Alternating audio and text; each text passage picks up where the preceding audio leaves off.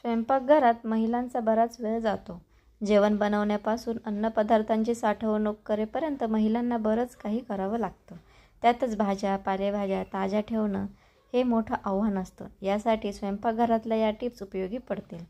पालेभाज्या ओलसर होऊ नयेत यासाठी विशेष काळजी घ्यावी लागते. त्यातच आपल्याकडे विशिष्ट प्रकारचे कंटेनर्स असतात असं नाही, पण पालेभाज्या ताज्या ठेवण्यासाठी सोपी पद्धत वापरता येईल. कंटेनरमध्ये भाजी ठेवा, त्यावर पेपर टॉवेल किंवा टिश्यू पेपर गुंडाळा, त्यावर प्लास्टिक गुंडाळा.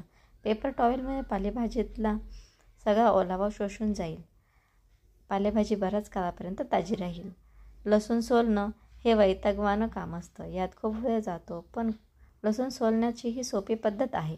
लसणाच्या पाकळ्या काढून घ्या. या पाकळ्या हवाबंद कंटेनरमध्ये ठेवा, झाकण लावा आणि कंटेनर जोरात हलवा. लसणाची सालं झटपट निघतील.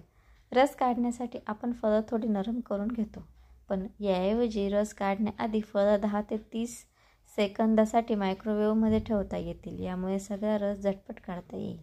उकडलेलं अंडं सोलणं ही एक कला आहे. चुकीच्या पद्धतीने अंडं सोलल्यास खराब होतं. अंडं सोलण्याची एक सोपी पद्धत आहे. एका ग्लासमध्ये अंडं ठेवून त्यात पाणी भरा. ग्लासच्या वरच्या भागावर हात ठेवून जोरात हलवा. अंडं सोललं जाईल. पिझ्झाचा कुरकुरीतपणा टिकून राहावा यासाठी एक सोपा उपाय करता येईल. मायक्रोवेव्हमध्ये पिझ्झासोबत पाण्याचा ग्लासही ठेवा. यामुळे पिझ्झाचा कुरकुरीतपणा टिकून राहतो. तर या होत्या काही टिप्स.